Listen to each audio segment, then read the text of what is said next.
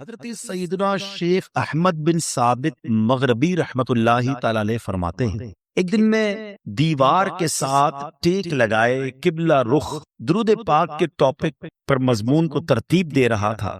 اسی دوران میری آنکھ لگ گئی اور اب میں نے خواب میں دیکھا کہ ایک سنسان جگہ پر ہوں جہاں کوئی عمارت نہیں اور کچھ لوگ جامع مسجد کے دروازے پر موجود ہیں اور باقی مسجد کے اندر۔ میں اندر گیا تو ان لوگوں کے درمیان بیٹھ گیا۔ اتنے میں ایک حسین و جمیل نوجوان تشریف لائے، چہرے سے بڑی نیک بختی، بڑی خوش بختی ظاہر ہو رہی تھی، بڑا نورانی چہرہ تھا۔ تو میں نے کہا آپ کا نام کیا؟ تو اس نوجوان نے کہا کہ میرا نام رومان ہے اور میں اللہ کریم کے ملائکہ میں سے ایک فرشتہ ہوں۔ تو میں نے کہا کہ پھر یہ اتنے سارے انسانوں کے درمیان آپ کیوں آئے ہیں؟ فرشتے ہیں تو یہاں کیوں آئے ہیں؟ تو وہ کہنے لگے یہ بھی سب آدمی نہیں ہیں، یہ جتنے لوگ ہیں سارے ہی فرشتے ہیں۔ تو میں نے عرض کی حضور یہ تو بتائیں کہ اتنے سارے فرشتے میں کون کون آیا؟ اب انہوں نے بتایا کہ ان میں حضرت جبرائیل بھی ہیں، حضرت میکائیل بھی ہیں، حضرت اسرافیل، حضرت عزرائیل، یہ سب موجود ہیں۔ تو وہ شخص کہتا ہے کہ میں نے ان سے کہا کہ مجھے حضرت عزرائیل کا دیدار کرنا۔ حضرت عزرائیل کون ہے؟ ملک الموت، روح قبض کرنے والا جو فرشتہ ہے نا، وہ حضرت عزرائیل ہے۔ تو فوراً ان میں سے ایک صاحب اٹھے، بڑے نہایت حسین و جمیل تھے، تو فرمایا میں اللہ پاک کا بندہ عزرائیل ہوں۔ تو وہ کہتے میں نے ان سے عرض کی کہ حضور میں آپ سے آپ کو نبی پاک پیارے آقا صلی اللہ تعالیٰ علیہ وسلم کا واسطہ دے کر ایک التجا کرنا چاہتا ہوں، ایک ریکویسٹ کرنا چاہتا ہوں کہ جب میری جان آپ نکالیں گے نا، جب میری روح قبض کریں گے تو آپ نے نرمی کرنی ہے، آسانی کرنی ہے۔ اللہ اکبر۔ ملک الموت نے فرمایا تو پھر ایسا کرو کہ رسول پاک صلی اللہ تعالی علیہ وسلم پر کثرت سے درود پاک پڑھتے رہا کرو۔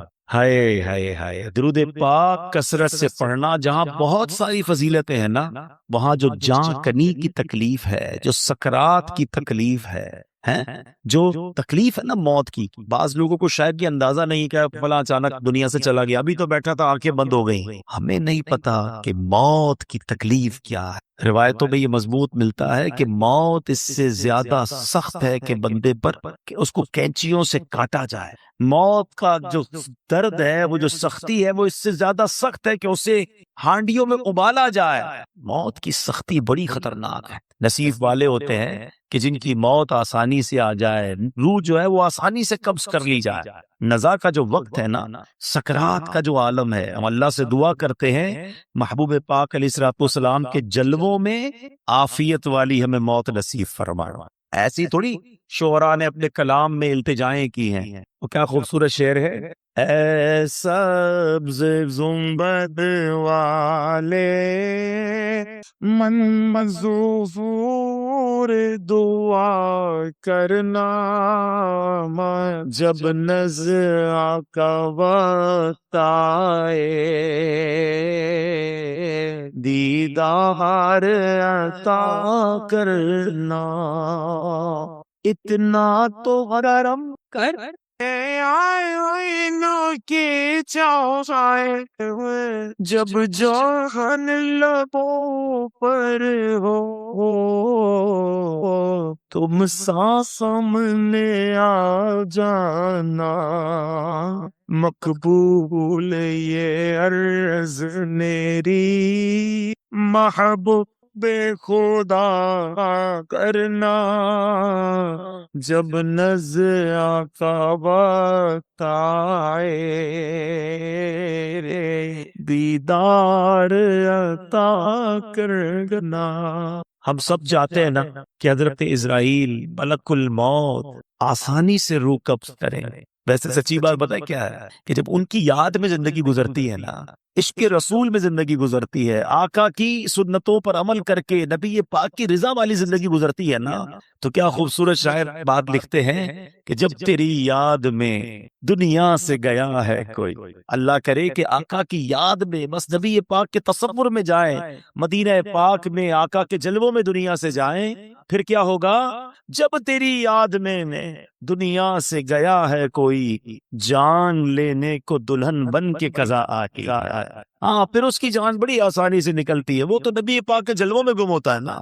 تو اللہ کرے کہ موت کے وقت آقا کا جلوہ نصیب ہو جائے، لیکن کام کیا کرنا ہے اس کے لیے؟ کثرت سے درود پاک، چلتے پھرتے اٹھتے بیٹھتے نہیں پڑھتے لوگ درود، فضول باتوں کے لیے گھنٹوں پڑے ہیں۔ درود پاک زبان پر بہت تھوڑا آتا ہے۔ آج ہی چیک کر لو نا، اپنے آپ کو چیک کر لے، آج پورے دن میں کتنی بار درود پڑا۔ ٹائم نکالا کرو، تسبیح جیب میں رکھا کرو، کہتے ہیں نا درود پاک اور ذکر الہی کرنے کے بہانے ڈھونڈا کرو، جہاں موقع ملا تسبیح نکالی شروع ہو گئے۔ تسبیح نہ بھی ہو تو پڑھ سکتے ہیں، لیکن تسبیح یاد دلاتی، اس لیے میں کہہ رہا ہوں اللہ کرے کہ میری بھی عادت بن جائے، آپ کی بھی عادت ہو جائے، اور ہم بس کثرت سے اللہ اور اس کے حبیب کا ذکر کرتے رہیں، فضول باتوں سے بچتے رہیں، اور ہماری زبان اس مبارک ذکر میں تر ہو جائے۔ بڑی پیاری التجا امیر اہل سنت کی ہے، مل کے آقا علیہ الصلوۃ والسلام کی بارگاہ میں عرض کرتے ہیں، ذکر و درود ہر کڑی ورد زباں رہے، ورد زباں رہے، میری فضول گوئی کی عادت نکال دو، میری فضول گوئی کی عادت نکال دو۔ آئیے مل کر محبت کے ساتھ بآواز بلند درود پاک پڑھنے، صلو علی۔ آج جس موضوع پر میں نے کچھ مدنی پھول پیش کرنے ہیں، یوں سمجھیے اس کا آغاز تو درود پاک کی اس فضیلت سے ہی ہو چکا کہ جو سکرات کا وقت ہے، جو موت کی سختیاں ہیں، کیا آپ اسے یاد رکھتے؟ یہ ایک ایسی حقیقت ہے کہ جسے ہم بھول جاتے ہیں، زندگی میں ایسے زندگی گزار رہے ہوتے ہیں کہ جیسے مرنا ہی نہیں ہے۔ تو آج اسی حقیقت پر کچھ مدنی پھول پیش کروں گا۔ اللہ کرے کہ فکر آخرت اور آخری جو سفر ہے اس کی تیاری کا ہمارا ذہن بن جائے۔ حجت الاسلام امام محمد بن محمد غزالی علیہ رحمت اللہ والی لکھتے ہیں، بنی اسرائیل میں ایک بڑا مغرور شخص تھا، ایک بند کمرے میں تھا۔ بڑے لوگ ہوتے ہیں نا، ان کے کمروں میں ہر کسی کو آنے کی اجازت نہیں ہوتی، گارڈز آگے سیکرٹری، اجازت کے بغیر کوئی نہیں آ سکتا، اور ان کو اس بات پر بعضوں کا بڑا غرور بھی ہوتا ہے، فخر ہوتا ہے کہ میری ٹیریٹری میں کوئی پیر نہیں رکھ سکتا۔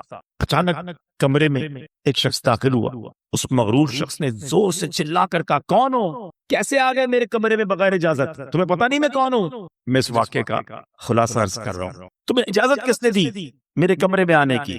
تو کہتا ہے کہ مجھے اس گھر کے مالک نے اجازت دی ہے، اور میں وہ ہوں جسے کوئی روک نہیں سکتا۔ مجھے بادشاہوں سے بھی اجازت لینے کی ضرورت پڑتی نہیں، مجھے کسی کا دبدبہ ڈرا نہیں سکتا، اور نہ ہی مجھ سے کوئی بچ سکتا ہے۔ اور جب یہ باتیں سنی نا، اس مغرور شخص نے، جس کا سٹائل ہی الگ ہوتا تھا، جو بڑے چلا کر بڑے غصے میں لوگوں سے باتیں کرتا تھا، اب اس کا جو غصہ ہے وہ نیچے آ گیا۔ اب ہے کون یہ تو بتائیں، کہیں آپ ملک الموت تو نہیں؟ اللہ اکبر۔ اب حضرت ملک الموت نے کہا، ہاں میں ملک الموت، مجھے کوئی دروازہ نہیں روک سکتا، مجھے کوئی گارڈ، مجھے کوئی کر و فر کہیں بھی جانے سے نہیں روک سکتا۔ اب وہ کہتا ہے کہ حضور تھوڑی سی مہلت مل سکتی ہے، اگر آپ میری روح قبض کرنے آئے ہیں تو کچھ دن، کچھ گھنٹے تو دیجئے نا، مجھے تو پتہ ہی نہیں ہے، مجھے کچھ توبہ کرنی ہے، کچھ نیکیاں کرنی ہے، کچھ نیک اعمال کرنے ہیں۔ اب ملک الموت نے فرمایا کہ تمہاری سانسیں پوری ہو چکی، اب تمہارا وقت اینڈ ہو چکا ہے۔ تو کہا اچھا پھر یہ تو بتائیں، اگر میری روح قبض کریں گے تو مجھے لے کر کہاں جائیں گے؟ تو ملک الموت نے فرمایا، اس مقام پر جہاں تو نے اپنے اعمال بھیجے ہوئے، جس طرح کے اعمال کیے ادھر لے کے جاؤں گا۔ کہ حضور میں نے تو نیکیاں نہیں کی، کوئی اچھا گھر بھی تیار نہیں کیا ہے۔ ملک الموت نے فرمایا کہ پھر تمہیں بھڑکتی آگ کی طرف لے کر جائیں گے، جو تیرا گوشت پوشت نوچ لے گی۔ یہ کہہ کر ملک الموت نے اس کی روح قبض کر لی، وہ مردہ ہو کر گر پڑا، گھر میں کوہرام مچ گیا، رونا دھونا مچ گیا۔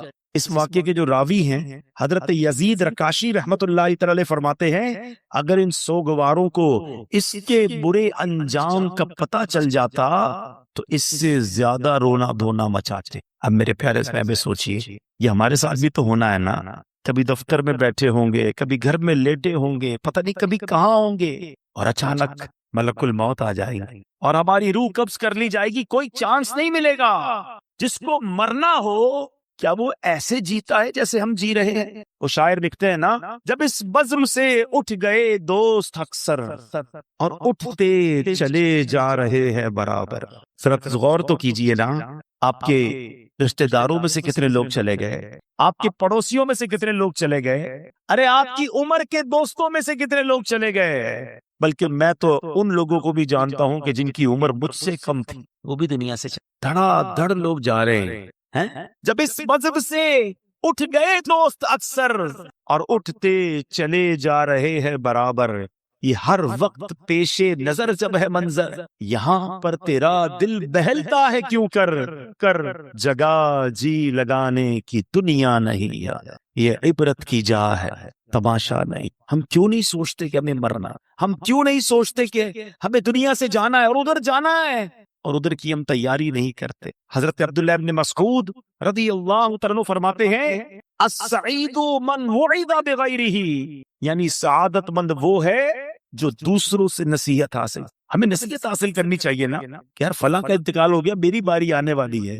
کبھی جنازہ پڑھتے ہوئے، کبھی قبرستان میں مردے کو قبر میں اتارتے ہوئے، کبھی مسجد کا اعلان سنتے ہوئے کہ جناب فلاں کا رضا الہی سے انتقال ہو گیا، ہم کہیں نہیں سوچتے میرا نام بھی اسی اسپیکر سے اعلان ہوگا کہ ان کا بھی رضا الہی سے انتقال ہو۔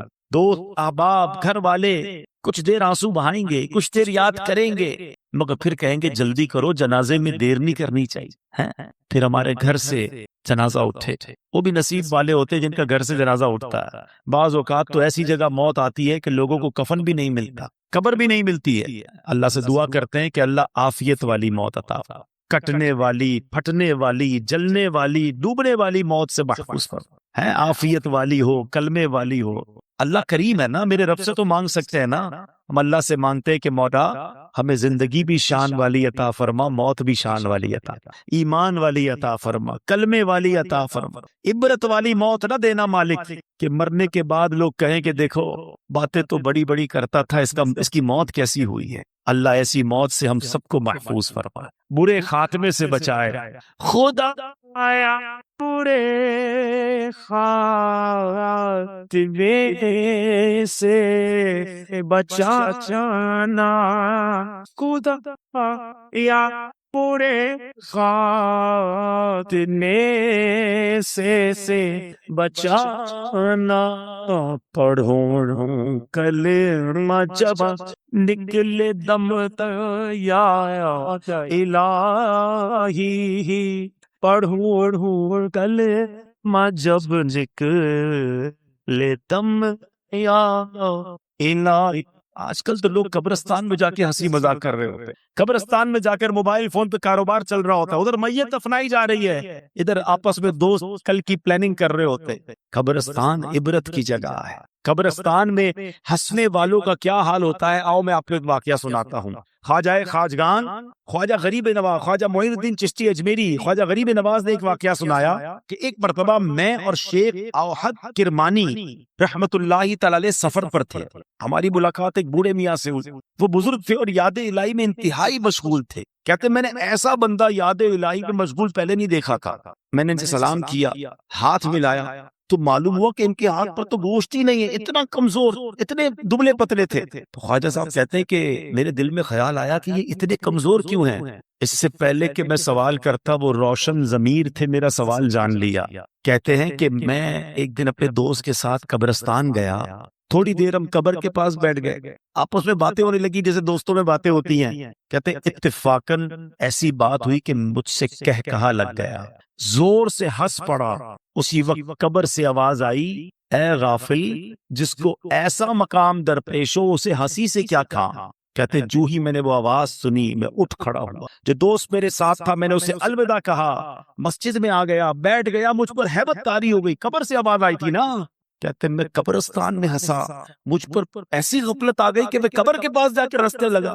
کہتے مجھے اتنی شرمندگی محسوس ہوئی، وہ دن ہے اور آج کا دن ہے 40 سال ہو گئے میں نے شرم کے مارے آسمان کی طرف منہ نہیں کیا ہے، اور میں اس بات سے ڈر رہا ہوں کہ قیامت کے روز اللہ کی بارگاہ میں کیسے منہ دکھاؤں گا، کیا منہ لے کر جاؤں گا۔ اے میرے پیارے اسلامی بھائی، قبرستان عبرت کی جگہ، مذاق مستی اور دنیاوی باتیں کرنے کی جگہ نہیں ہے. آپ کو پتہ ہے کہ سیدنا عثمان غنی رضی اللہ تعالیٰ عشرہ مبشرہ میں سے ہیں، ذوالنورین ہیں، اور 2 بار نبی پاک سے جنت خریدی ہے. ایسی عظیم ہستی ہیں، مگر جب آپ قبرستان جاتے تھے نا، آپ کی اتنا روتے تھے کہ آپ کی داڑھی آنسوں سے تر ہو جاتی تھی. لوگ کہتے ہیں آپ اتنے کیوں روتے ہیں؟ آپ کے سامنے کبھی حشر کی بات بھی ہوتی ہے، جہنم کا ذکر بھی ہوتا ہے، اب اتنا نہیں روتے. قبر کی بات ہوتی ہے یا آپ قبرستان جاتے رونا شروع کر دیتے ہیں. کتنی کمال کی بات کی آپ نے فرمایا قبر ہی پہلی منزل ہے. جو پہلی منزل میں کامیاب ہو گیا نا، وہ آگے بھی کامیاب ہو. جو ادھر ہی پکڑا گیا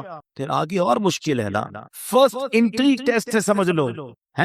قبر میں جاتے ہی امتحان ہوگا نا، قبر میں جاتے ہی سوالات ہوں گے. اگر سوال کے جواب دے دیے، اچھا مزے کی بات دیکھیں، یا اسٹوڈنٹ بھی بیٹھے ہوں گے، امتحانات بھی ہوتے رہتے ہیں، اسٹوڈنٹ کوشش کرتے ہیں کسی طرح پیپر آؤٹ ہو جائے. پتہ چلتا ہے امتحان میں کون سا پیپر آئے. اچھا جب پیپر آؤٹ نہیں ہوتا تو کیا کرتے ہیں؟ پچھلے 5 سالہ پیپر لے کے بیٹھے ہوتے ہیں، یار ان میں سے کوئی سوال آئے گا، ان کی تیاری کر لو. کمال دیکھو کہ یہ کیسا پیپر ہے کہ جس کے سوال پہلے سے ہی آؤٹ ہیں، سوال بھی آؤٹ ہے، جواب بھی بتا دیے گئے کہ 3 سوال ہونے ہیں. قبر میں جانے کے بعد ہر بندے سے سوال ہوگا، من ربک، تیرا رب کون ہے؟ ما دینک، تیرا دین کیا ہے؟ اور پھر ایک پیارا سا چہرہ دکھایا جائے گا اور پوچھا جائے گا ما کنت تقول فی ھذا الرجل، کہ اس مبارک چہرے والی ہستی کے بارے میں دنیا میں کیا کہا کرتا تھا. اور تینوں سوالوں کا جواب ہمیں پتا ہے. من ربک، ربی اللہ، اللہ ہمارا رب ہے نا. ما دینک، دین یہ الاسلام، دین میرا اسلام ہے. اور ہمیں پتہ ہے کس کا چہرہ دکھایا جائے گا. کیا کہیں گے؟ ہوا رسول اللہ صلی اللہ تعالی علیہ وسلم، یہ تو میرے آقا جناب رسول اللہ صلی اللہ تعالی علیہ وسلم ہے. مگر یہ اتنا سمپل نہیں ہے. ہاں سوال بھی پتہ ہے، جواب بھی پتہ ہے. اب میں آپ کو آؤ ایک کمپیریزن سمجھاتا ہوں. میرے بچوں جو خاص طور پہ اسٹوڈنٹس ہیں، بلکہ جتنے بھی لوگ ہیں، سب نے دنیا کے امتحان کبھی نہ کبھی دیے ہوں گے. What is the difference between worldly examination and examination of the grave? دنیا کے امتحان اور قبر کے امتحان کا میں فرق آپ کو سمجھاتا ہوں. دنیا کا امتحان جب بھی ہوگا ڈیٹ پہلے سے بتاؤ، ایسا ہی ہے نا، 2 مہینے باقی ہیں، 3 مہینے باقی ہیں، فلاں تاریخ کو میتھس کا پیپر ہوگا، پھر اردو کا ہوگا، پھر سائنس کا ہوگا، جو بھی پیپر ہے. پیپر کے ٹاپکس بھی پتہ ہے، ڈیٹس بھی پتہ ہے. ٹھیک ہے، جیسے جیسے امتحان قریب آئے گا ہم تیاری بڑھاتے جاتے ہیں. کل صبح پیپر ہے، رات نیند نہیں آتی، ایسا ہی. سیکنڈ، دنیا کا پیپر جب بھی دے دے، آپ پیپر دیتے، رزلٹ کچھ دنوں بعد یا کچھ مہینوں بعد آتا ہے. ٹھیک ہے. تیسری بات، پیپر میں فیل ہو گئے، ایک چانس ملتا، کیا کہتے ہیں اس کو؟ سپلیمنٹری پیپر یا ضمنی امتحان، کہ چلو یار فیل ہو گئے، دوبارہ دے دو. اچھا اس میں بھی فیل ہو گئے، پھر کیا ہوگا؟ میکسیمم کیا ہو جائے؟ 1 سال اور پڑھنا پڑے گا نا. 8ویں کا امتحان دیا، پاس نہیں ہوئے، چلو بھائی 8ویں دوبارہ پڑھ، 9ویں دوبارہ پڑھ لو. یہ 4 باتیں یاد رکھیے. ڈیٹ پہلے سے پتہ ہے، ٹھیک ہے، تاکہ تیاری کر لیں.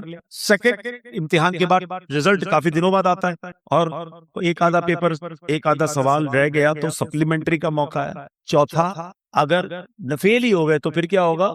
آپ کو 1 سال پڑھنا پڑے گا. ایک 5واں بھی مسئلہ ہے جو آج کل زیادہ ہے، کہ دنیا کے امتحان میں تھوڑے پیسے دے کر، تھوڑی رشوت دے کر، معاذ اللہ، یہ چیٹنگ کر کے بھی لوگ پاس ہو جاتے ہیں. ایسا ہی یہ 5 باتیں یاد رکھنا.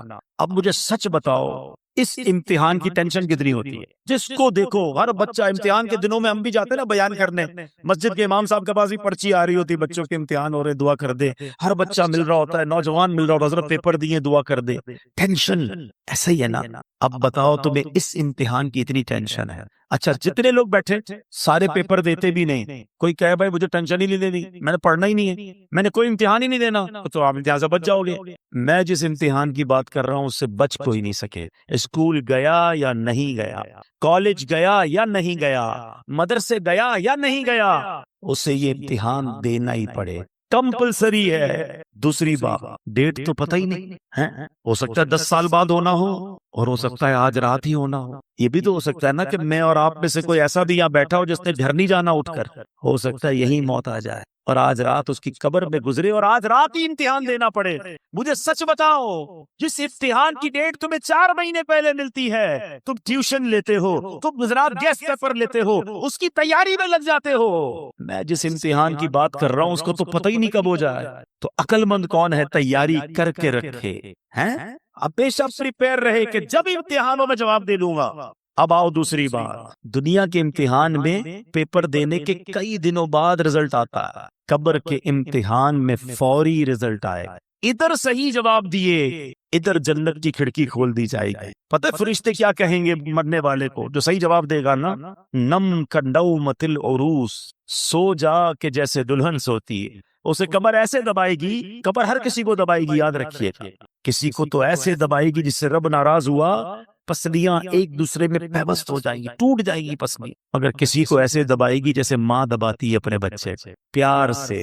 اور جس نے غلط جواب دیا، جو جواب نہ دے سکا، انتظار نہیں ہوگا، اسی وقت قبر میں جہنم کی کھڑکی کھلے گی، آگ برسا دی جائے گی اور قبر اسے تہس تہس کر دے گی۔ تیسری بات، کوئی سپلیمنٹری نہیں ہے، ارے فرشتوں سنو سنو، غلطی ہو گئی، ایک جواب غلط ہو گیا، رکو رکو دوبارہ جواب دینا ہے، نہیں، اونلی ون چانس، ٹھیک ہے۔ اچھا ادھر کانسیکوینسز کیا تھے، ادھر نقصان کیا تھا کہ ایک بار فیل بھی ہو گیا تو کیا مسئلہ، 1 سال پڑھنا ہے نا، ادھر فیل ہو گئے تو اب قیامت تک مار پڑنی ہے، اب تو رب ناراض ہو گیا نا، اب تو سانپ ہیں، بچھو ہیں، کیوں نہ روئے عثمان غنی رضی اللہ تعالیٰ عنہ، خدا کی قسم اس سے مشکل امتحان کوئی اور نہیں ہے، مگر عقل تو دیکھو ہماری کہ دنیا کے امتحان، دنیا کے انٹرویو، دنیا کی آڈٹ رپورٹ، دنیا کا ٹیکس رپورٹ، ارے کوئی اب سے رپورٹ مانگے گھبراہٹ شروع ہو جاتی ہے، ایک رپورٹ قبر میں جا کر دینی ہے، ایک ٹیسٹ دینا ہے، کیسے جواب دو گے؟ اب آتا ہوں ایک اور بات کی طرف، آپ کہیں آپ نے تو جواب یاد کرا دیے، اب تو ہم دے دیں گے، نہیں، یہ ایسا نہیں ہے کہ جس کو جواب یاد ہے وہ جواب دے دے گا، پھر تو سب کو ہی یاد ہے نا۔ اس دن جس سے رب راضی ہوگا، جو ایمان سلامت لے کر قبر میں جائے گا، وہ تو انشاءاللہ جواب دے دے گا، اور عاشق رسول تو سبحان اللہ، عاشق رسول تو موت کا انتظار کرتا ہے، اس کو پتا ہے کہ آقا کا قبر میں دیدار ہوگا۔ اعلیٰ حضرت فرماتے نا، جان دے دو وعدہ دیدار پر، ارے جان دو گے تو دیدار ہوگا نا، جان دے دو وعدہ دیدار پر، نقد اپنا دام ہو ہی جائے۔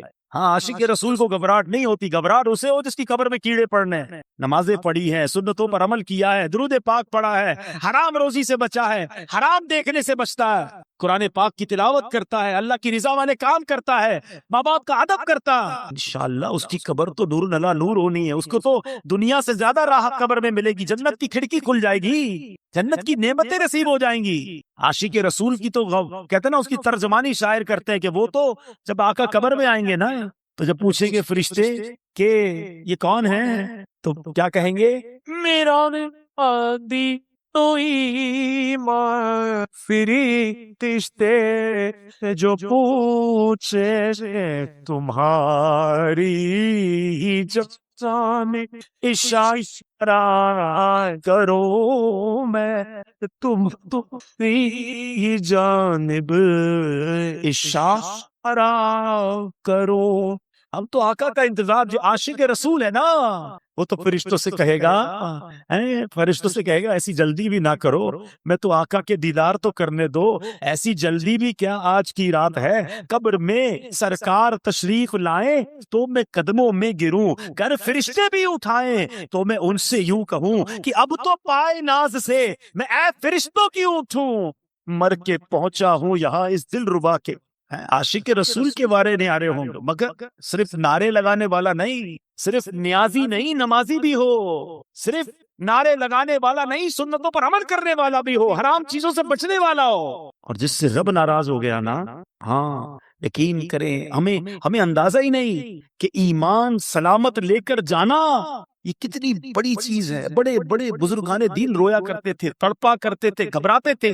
شیخ احمد سیبستانی رحمت اللہ تعالی علیہ موت اور قبر و آخرت سے متعلق بہت فکر مند رہتے تھے، جب بھی ان کے سامنے موت کا ذکر ہوتا، قبر کی بات ہوتی، گھبرا جاتے، ہیبت طاری ہو جاتی، بدن کانپنے لگتا، اتنا روتے کہ ان کو دیکھ کر لوگ رونے لگ جاتے، اور پھر فرماتے اے عزیزو، جسے موت آنی ہے، جس کے پیچھے ملک الموت ہے، جس سے قیامت جیسا ہولناک دن دیکھنا ہے، اس سے نیند اور ہنسی سے کیا واسطہ؟ ایسا آدمی فضولیات میں کیسے مشغول ہو سکتا ہے؟ پھر فرماتے اے عزیزو، قبروں میں لیٹے ہوئے مردے چونٹیوں اور سانپوں کی گرفت میں ہیں، مٹی کے قید خانے میں بند ہیں، اگر تمہیں ان کا حال معلوم ہو جائے تو کھڑے کھڑے نمک کی طرح پگھل جاؤ۔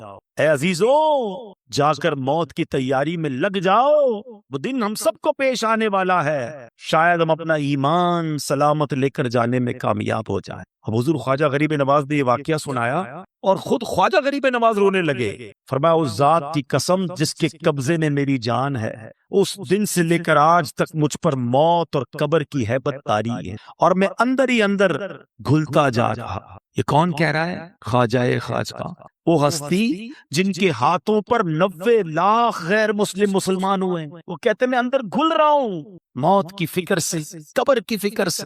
ہم نے دین کا کوئی کام کیا نہیں، ہم نے گناہوں کے انبار لگائے ہوئے ہیں، مگر ہماری ہنسی ختم نہیں ہوتی، ہماری غفلتیں ختم نہیں ہوتی۔ دوستوں کے ساتھ بیٹھے تو غیبتوں کے انبار، اکیلے میں گھر میں بیٹھے تو حرام دیکھتے ہیں، کاروبار پر جائیں تو حرام کماتے ہیں، جھوٹ غیبت نہ جانے کون سا گناہ ہے جو ہم سے نہیں ہو رہا، اور کوئی فکر ہی نہیں کہ ایمان سلامت ہوگا کہ نہیں، قبر میں ہوگا کیا میرا۔ ہے میرے پیارے اسلامی بھائیو، اس وقت مہنگائی کا دور ہے، اچانک مہنگائی بڑھ گئی ہے، لوگ پریشان ہیں، گھر کیسے چلاؤں، خرچہ کیسے پورا کروں، کتنی ٹینشن میں، جدھر بیٹھو ایک ہی ٹینشن ہے۔ میں نہیں کہتا ٹینشن نہیں ہے، واقعی ٹینشن ہے سب کو، اللہ ہمارے وطن پر خیر فرمائے، لیکن ذرا غور کرو، کبھی ایسا ہوا کہ دوستوں میں بیٹھ کر یہ ٹینشن ہو کہ یار مرنے کے بعد کیا ہوگا، ایمان سلامت رہے گا کہ نہیں، قبر روشن ہوگی کہ نہیں، اللہ راضی ہوگا کہ نہیں، قیامت کے دن مجھے رب کی عرش کا سایہ ملے گا کہ نہیں، اعمال نامے کھل گئے تو میری بے عزتی کیسی ہوگی، میں ذلیل کیسا ہو جاؤں گا۔ یار کوئی طریقہ تو بتاؤ، اللہ کو راضی کیسے کروں، کوئی طریقہ تو بتاؤ میری بخشش ہو جائے۔ Nobody talk about it، کوئی بات ہی نہیں کرتا، کسی کو لگتا ہے فکر ہی نہیں ہے۔ اور جن بزرگوں کے ہم نام لے کر جی رہے ہیں نا، میں ان کی باتیں کر رہا ہوں۔ اے خواجہ کی چھٹی منانے والوں، میں خواجہ کی بات کر رہا ہوں۔ آؤ غوث پاک کے مرید بیٹھو، میں تمہیں غوث پاک کے بارے میں بتاتا ہوں۔ اتنے بڑے بزرگ ایسے نہیں تھے، کے نام بڑے بڑے۔ شیخ عبد القادر جیلانی، آپ فرماتے لوگ کہہ رہے ہیں آج عید کا دن ہے، عید کا دن ہے۔ عبد القادر کے لیے عید کا دن وہ ہوگا جب اپنا ایمان سلامت لے کر قبر میں جائے۔ شیخ عبد القادر جیلانی وہ کہہ رہے، ہاں وہ کہہ رہے، یہ حقیقت کو جان گئے تھے، یہ خوف خدا والے تھے۔ خدا را میرے پیارے اسلامی بھائی، میں آپ کو صحیح بتا رہا ہوں، آپ اگر مہنگائی کے ٹینشن سے، روزگار کے ٹینشن سے، دنیا کی پرابلم سے نکلنا چاہتے ہیں نا، میں آپ کو ایک طریقہ بتاتا ہوں، آپ اپنے اللہ کو راضی، ہاں رحمان الدنیا والآخرہ ہے۔ لوگ کہتے ہیں کبھی کبھی یار آخرت کے ساتھ ساتھ دنیا بھی ہونی چاہیے، او بھائی یہ فارمولا ہی غلط ہے۔ میرا رب آخرت کا بھی مالک ہے، دنیا کا بھی مالک ہے، میں اسے راضی کر لوں، وہ میری دنیا بھی اچھی کر دے گا، میری آخرت بھی اچھی کر دے گا۔ ایک ٹارگٹ زندگی میں بنا لو، میں نے اللہ کو ناراض نہیں کرنا ہے، میرے اللہ کی رضا والے کام کرنے، واللہ وہ تمہاری روزی میں برکت ڈالے گا، وہ تمہارے دل میں سکون ڈالے گا، تمہارے گھر میں سکون اور چاشنی ڈال دے گا، تمہارے گھر میں عافیت آ جائے گی، لائف انجوائے کرنے لگو گے، کیونکہ رب راضی ہے نا۔ ایک فارمولا یاد رکھو، جس سے رب راضی اس سے سب راضی۔ ہم رب کو راضی کے نہیں کرتے، ہم سب کو راضی کرتے ہیں، ہمیں رب کو راضی کرنا ہے، اس کی نافرمانی والے کام نہیں کرنے۔ اللہ کے حبیب علیہ الصلوۃ والسلام سنو کیا فرماتے ہیں۔ اچھا اب میں تھوڑی سی مسکنسیپشنز بھی دور کر دوں۔ بعض اوقات جب ہم اس طرح کی باتیں کرتے ہیں، موت کے موضوع پر بات کرتے ہیں، تو لوگ کہتے ہیں یار اتنی مرنے پہ کیا بات کرنا، موت پر اتنی بات کیوں کرتے ہیں۔ آؤ میں آج آپ کو قرآن و حدیث کے ذریعے سمجھاتا ہوں، ہمارا رب اور اللہ کے حبیب علیہ الصلوۃ والسلام ہمیں موت کو یاد کرنے کا کیسا درس دے رہے ہیں۔ یہ کوئی چال چلی گئی ہمارے ساتھ، یہ کوئی شیطان نے گیم کھیلا ہے ہمارے ساتھ کہ ہمارے پاس سارے ٹاپکس ہیں، ہم ہر موضوع پر بات کرتے ہیں، ہم موت پر بات نہیں کرتے۔ حالانکہ اسے یاد کرنے کی ترغیبات قرآن و حدیث میں موجود ہیں۔ اللہ کے حبیب علیہ الصلوۃ والسلام فرماتے ہیں، اے طارق مرنے سے پہلے موت کی تیاری کر لو۔ آقا قصیت فرما، موت کی تیاری کرنی ہے نا، تو کیا تیاری کرنی ہے؟ قبر کے لیے فرنیچر بنانا ہے، ایئر کنڈیشن لگوانا ہے قبر میں، پنکھا ونکھا لگانا ہے، یا ریشمی کوئی سلک کا مہنگا والا کفن سلوانا ہے؟ کیا لے کر جائیں گے قبر میں؟ کچھ بھی نہیں۔ کبھی کفن میں جیب دیکھا ہے؟ قبر میں تجوری دیکھی ہے؟ جس مال کے لیے ہم دوڑے پھر رہے ہیں، مارے پھر رہے ہیں، روز گنتے ہیں جیب میں کتنے، گھر میں کتنے، بینک میں کتنے، اتنا ہے بے وفا مال۔ پتہ ہے آپ کو جس دن ہمارا انتقال ہوگا نا، جو بینک کے پیسے ہیں گھر میں پڑے وہ تو سب چلے گئے نا، وہ تو ہمارے رہیں گے نہیں، رشتہ داروں کے ہو جائیں گے۔ میرے جیب میں بھی جو پیسے ہوں گے نا وہ بھی نکال لیے جائیں گے کہ اب یہ میت کا نہیں ہے، یہ ورثہ کا مال ہے۔ ارے ایک تھوڑے روپے تو لے جانے دو، کچھ نہیں لے جا سکو، ایک ایک روپیہ چلا جائے گا۔ میں بڑی گہری بات کرنے جا رہا ہوں، میں نے ایک جملہ ایک جگہ سنا تھا، میں بھول نہیں پاتا، بڑی کمال کی بات ہے، بڑی گہری بات، اللہ کرے آپ سمجھ جاؤ۔ ہم زندگی میں جتنے کماتے ہیں نا، نارملی اس کا 5، 10 یا 15% خرچ کر پاتے ہیں اپنی ذات، ورنہ بچوں پر خرچ ہوتا ہے، فیملی پر خرچ ہوتا ہے، یا ہم چھوڑ کے چلے جاتے ہیں۔ آپ حساب اٹھا لیں، ہم نے زندگی میں جتنے بھی کمائے پورے ایک تو خرچ نہیں ہوتے، چھوڑ کے بھی جاتے ہیں بچوں کے لیے، یا جتنا لائف میں بھی خرچ کرتے ہیں تو اپنی ذات پر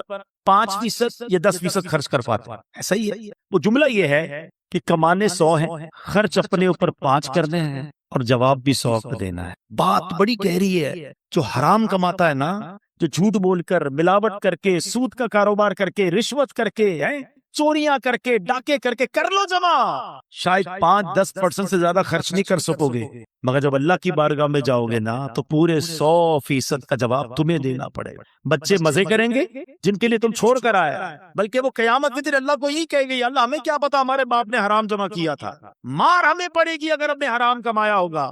اتنا بے وفا مال، اور اس مال کے لیے میں دوڑی جا رہا ہوں، یہ نہیں سوچ رہا کہ قبر میں تو مال نہیں جانا۔ تو اے میرے پیارے اسلام، آقا کی اس حدیث سے سبق لو کہ موت سے پہلے موت کی تیاری کرو۔ تیاری کیا ہے کہ یا تو یہ مال اگر ہے تو یہ مال آگے بھی صدقہ و خیرات کر کے آگے جمع کرا۔ ایک صحابی رسول آئے، عرض کرتے ہیں حضور مجھے آخرت اور موت سے محبت نہیں، گھبراہٹ ہوتی، اس کا ذکر کرنے میں مجھے مزہ نہیں آتا، دل نہیں لگتا آخرت کی بات کرنے میں۔ شاید ہم سارے ایسے ہی ہیں، جب بھی موت اور قبر کی بات کرو گھبراہٹ شروع ہو جاتی ہے۔ کیا شاندار جواب دیا نبی پاک نے۔ حدیث پاک کا خلاصہ پیش کر رہا ہوں، فرمایا بندے کا دل ادھر لگتا ہے جدھر اس کا مال ہو، تم اپنا مال آگے بھیج دو، تمہارا دل بھی آخرت میں لگنا شروع ہو جائے گا۔ میں اس کو ایگزامپل کے ذریعے سمجھاتا ہوں۔ ہم کراچی میں رہتے ہیں، ٹھیک ہے، ایک بندے نے اپنے پیسے بھجوا دیے لاہور، وہاں دکان لے لی، فیکٹری لگا لی، گھر لگا لیا۔ اب زیادہ دل کہاں لگے گا؟ لاہور۔ جب دیکھو لاہور جائے گا، کیوں؟ پیسے ادھر ہیں، انویسٹمنٹ ادھر ہے، لوگوں نے پیسے دبئی میں لگائے ہوئے ہیں، دبئی جاتے رہتے ہیں کیونکہ مال ادھر ہے، دل بھی ادھر ہے، واپس بھی نہیں آتے۔ کیا شاندار جواب دیا، عقل مندوں کے لیے کمال جواب ہے یہ۔ اگر آخرت میں دل لگانا ہے نا تو بندہ کہ میرے پیسے ادھر ہیں بھائی، میں نے اپنا مال اللہ کی راہ میں صدقہ کیا ہوا، محل تیار ہے، مسجد بنا دی ہے اللہ کے کرم سے، کیونکہ حدیث پاک کا خلاصہ ہے جو اللہ کے لیے مسجد بناتا ہے اللہ اس کے لیے جنت میں گھر بناتا ہے۔ خوش نصیب ہے وہ لوگ جو مسجد بناتے ہیں یا مسجد میں حصہ ملاتے ہیں۔ کچھ نہ کچھ پیسے آگے بھجوایا کرو، یہ اگلا اکاؤنٹ ہے ہمارا، جاتے کہیں نہیں ہے، ادھر سے نکل کر اس اکاؤنٹ میں جا رہے ہیں جدھر زیادہ گزارنی ہے زندگی۔ تو آقا نے کیا خوب بات فرمائی کہ اگر آخرت میں دل لگانا ہے نا تو اپنا مال ادھر بھیج دے، کیونکہ بندے کا دل مال کے ساتھ ہوتا ہے، جب مال ادھر ہوگا تیرا دل بھی ادھر ہی لگ جائے گا۔ تو یہ موت کی تیاری کا ایک طریقہ ہے، اچھے اعمال کرے اور آگے اپنے اعمال بھیجے، نیکیاں بھیجے، تو انشاءاللہ اس کی تیاری اچھی ہو جائے گی۔ اللہ کریم قرآن مجید فرقان حمید پہ فرماتا ہے وَاتَّقُوا يَوْمًا تُرْجَعُونَ فِيهِ إِلَى اللَّهِ، اور ڈرو اس دن سے جس میں اللہ کی طرف پھرو گے۔ ایک قول کے مطابق اس آیت کریمہ کا معنی یہ ہے، اے ایمان والو ڈرو اس دن سے جب تم اس دنیا کو چھوڑ کر سفر آخرت پر روانہ ہو جاؤ گے۔ اے میرے پیارے اسلامی بھائیوں، اللہ کریم قرآن مجید میں فرماتا ہے وَلَا تَنْسَ نَصِيبَكَ مِنَ الدُّنْيَا، اور دنیا میں اپنا حصہ نہ بھول۔ اب کون سا حصہ ہے ہمارا دنیا میں؟ سنے اس آیت کی تفسیر میں علماء نے فرمایا اس سے مراد کفن ہے، یعنی دنیا میں ہمارا حصہ کتنا ہے؟ کفن لے کر جانا ہے اور کچھ لے کر نہیں جانا۔ اور اتنی تیاری ہے دنیا سجانے کی، چھوٹا گھر بڑا ہو جائے، بڑا گھر اور بڑا ہو جائے، چھوٹا کاروبار بڑا ہو جائے۔ میں نہیں کہتا کاروبار بڑا نہ کریں، میں نہیں کہتا گھر بڑا نہ بنائیں، مگر اس گھر میں، اس کاروبار میں، اس دنیا میں اتنے غرق تو نہ ہو جائے نا کہ پہلے تو حلال اور حرام کی تمیز اٹھ جائے اور پھر مرنے کا ہی خیال نہ رہے۔ خدا را دیکھو ایک بات یاد رکھیں، ہمارے ساتھ ایسا نہیں ہے کہ ہمیں کوئی ٹائم الگ الگ دیا گیا ہے کہ بھائی یہ ٹائم دنیا کے لیے تیاری کر لو اور یہ والے ٹائم آخرت کی تیاری کر لینا، پھر تو ٹھیک ہے، ہم کہیں گے یار آخری 10 سال میں آخرت کی تیاری کر لوں گا۔ نہیں، اسی ٹائمنگز میں، اسی زندگی میں ہمیں دنیا بہتر کرنی ہے تو کریں، آخرت بھی بہتر کر، کہیں رہ نہ جائے آخرت۔ شیطان کیا کہتا ہے؟ بس مولانا ابھی بھی ہو سکتا ہے میرا بیان چل رہا ہے نا تو کوئی کہہ رہا ہوگا کہ باتیں تو بڑی اچھی کر رہے ہیں، بس رمضان سے نماز شروع کر دوں، بس یہ اگلے سال میں یہ حرام کام چھوڑ دوں گا، ہاں یار میں یہ غلط کام تو کرتا ہوں، میری ایک بری عادت تو لگی ہوئی ہے، میں یہ بے حیائی کا کام تو کر رہا ہوں، بس یار تھوڑے 2-4 مہینے بعد پکی توبہ کر لوں۔ یہی شیطان کا کام ہے کہ وہ لمبی امیدیں دلاتا، بس تھوڑے دنوں بعد توبہ فوراً کرنی چاہیے۔ شیطان کیسا مردود ہے اور کیسے مرواتا ہے. مجھے بنی اسرائیل کا یہ پرانا کتابوں میں واقعہ لکھا وہ یاد آ گیا کہ دو بھائی تھے اوپر نیچے، فرسٹ فلور گراؤنڈ فلور والا بھائی بدکار، شرابی، کبابی، بے حیائی کے کام کرنے والا، اور اوپر والا بھائی تہجد گزار، قرآن پڑھنے والا، دین کا کام کرنے والا. شیطان بڑے بھائی کے پاس گیا اور اسے کہتا ہے کہ یار 40 سال ہو گئے تیری زندگی کو، کوئی مزہ نہیں کیا لائف میں، کوئی انجوائمنٹ نہیں، سارا دن ذکر تسبیح. میں نے اللہ پاک کی قدرت لوہے محفوظ پر دیکھ لیا ہے، تیری عمر 80 سال ہے، ایک کام کر 20 سال انجوائے کر، مزے کر، رنگ رلیاں منا لے، آخری 20 سال پھر توبہ کر کے عبادت کر لینا. شیطان نے دل میں یہ خیال ڈال دیا. اس نے سوچا یار بات تو ٹھیک ہے یار، میں تو کچھ کیا ہی نہیں زندگی میں، صرف اللہ اللہ ہی کرتا رہا، مزہ ہی نہیں لائف میں اٹھایا. نیچے ہی تو میرا بھائی ہے، روز عیاشیاں کرتا ہے، روز شرابیں پیتا ہے، روز بے حیائی کرتا ہے، کہیں اور جانے کی کیا ضرورت ہے، نیچے چلے جاتا ہوں بھائی کے پاس. واللہ کی کرنی دیکھو کہ جو نیچے والا بھائی تھا اس کے دل میں خیال آیا کہ یار کب تک گناہ کرے گا، ہیں اتنی شرابیں، اتنی بے حیائیاں، اتنی بدکاریاں، مرنا نہیں تجھے، توبہ کر. دل میں خیال کہتا ہے ایک میرا بھائی ہے اوپر، جب دیکھو عبادت ریاضت، چلو کہیں اور نہیں جاتا، اپنے نیک بھائی کے پاس جاتا، اس کے پاس جا کے اللہ سے معافی مانگتا. اللہ کی کرنی دیکھیں، یہ گناہگار اپنے کمرے سے نکلتا ہے اوپر جانے کے لیے، اور وہ نیک اپنے کمرے سے نکلتا ہے نیچے. جب وہ سیڑھی پہ آتا ہے نا اوپر والا، اس کا پیر پھسلتا ہے، لڑکتا ہوا نیچے والے بھائی پہ گرتا، دونوں بھائی نیچے گرتے ہیں، دونوں کا انتقال ہوتا ہے. اب پتہ ہے فیصلہ کیا ہوتا ہے؟ اوپر والا گناہ کے لیے چل پڑا تھا، نافرمانی کے لیے چل پڑا تھا، فرمایا اس کی نیکیاں برباد کر دی جاتی ہیں، اور یہ گناہگار توبہ کے لیے چل پڑا تھا، ہیں اللہ سے دوستی کرنے چل پڑا تھا، شرمندگی تھی دل میں.